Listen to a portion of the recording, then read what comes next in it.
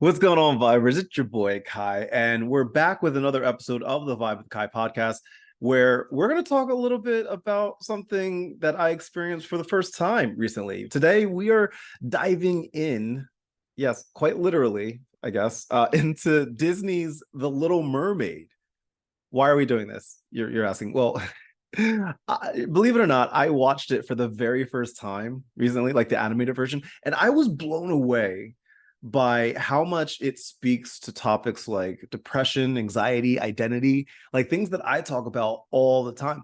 And I found these connections that I definitely want to share with all of you today. So today, my friends, we're going to explore Ariel's emotional depths and what it can teach us about our own mental health and mental well-being. So, my friends, sit back, relax, grab your snacks, and find a comfy spot because you do not want to miss this deep dive on today's episode of the Vibe with Kai podcast.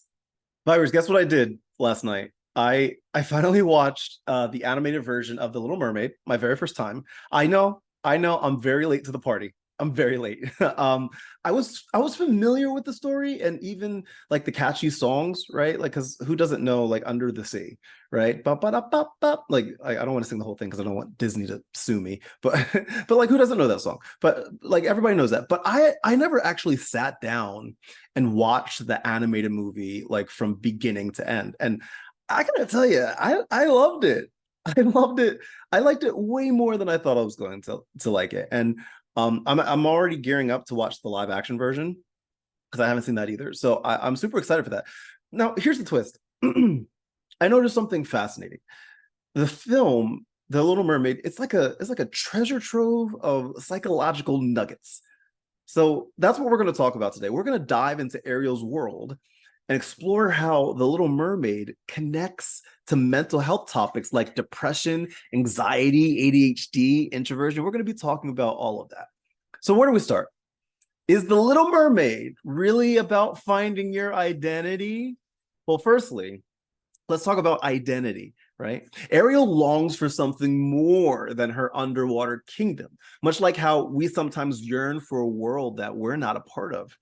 Have you ever felt like you don't quite fit in with your current circumstances, right? I can relate to that big time, especially during my bouts with my diagnosed severe depression, my generalized anxiety disorder, right? It's like feeling stuck in your own mental abyss while craving this light that you can barely glimpse, you know?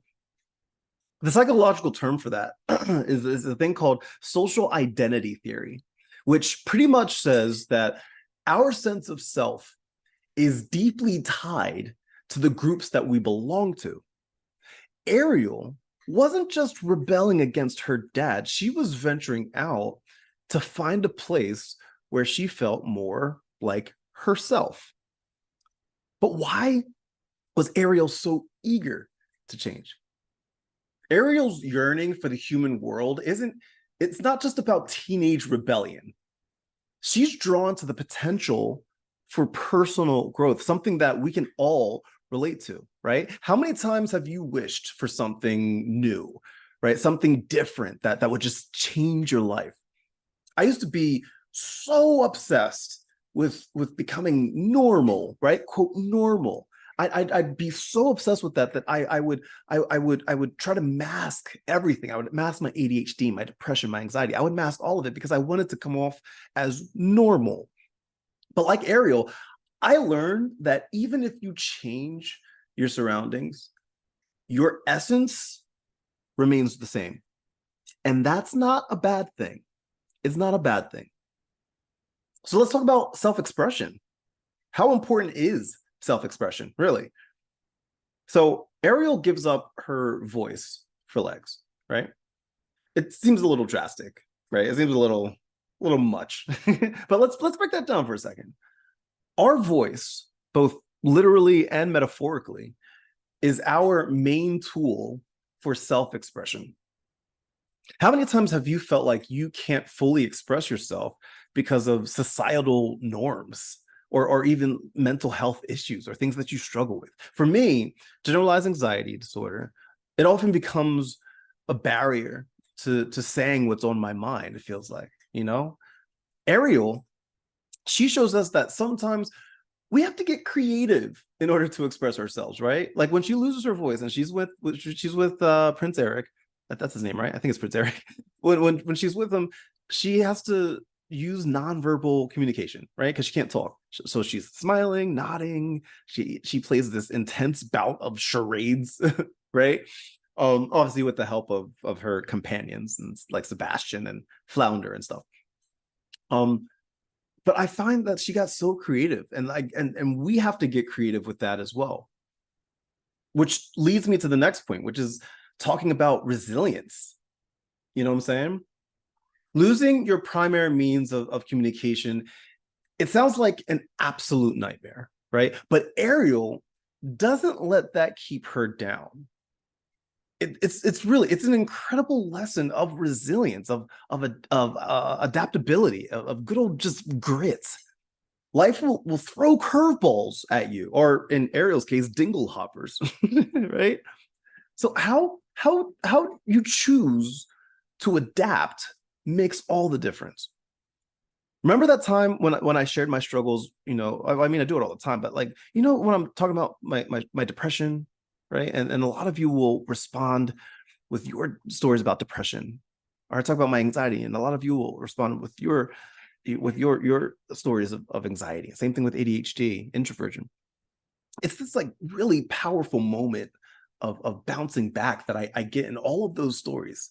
And just so you know, when you send me those stories, I hope you understand that what you're going through, that's resilience right there. And I gotta tell you, I don't know Ariel personally, but I think she would be proud of you. Now, the one thing that I found really interesting, the word sacrificial love kept popping up to me, right? Is that a good thing? Is that a bad thing? Sacrificial love.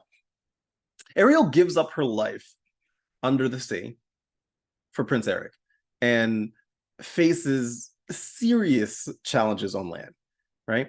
In psychology, that is known as pro-social behavior. That's when you put the needs of someone else before your own. But like, here's the question: what's the limit there? Like, where's the line? Like, when is it that we cross that line and it's too much? As much as I've talked about self-love and avoiding burnout and such, Ariel's story reminded me that even acts of love and kindness, it needs a balance, right? There's a fine line between sacrificial love and total self-neglect. So while it's commendable to go the extra mile for people that you love, don't forget that you need to love yourself too. You need to give some love to yourself. So some final thoughts about this. Why does The Little Mermaid resonate with us? Well, folks, The Little Mermaid, to me at least, it's not just a movie. It's a lesson in psychology, identity, resilience, love. It resonates because it plays on universal themes that we've all pondered at some point in our life. Like, seriously, who wouldn't want to be part of that world? You know what I'm saying? Friends, just remember, obviously, we're talking about fictional characters here, right? And while they do offer like the fictional movie, it does offer valuable lessons. They are not a replacement for professional mental health advice. Talking to a mental health professional.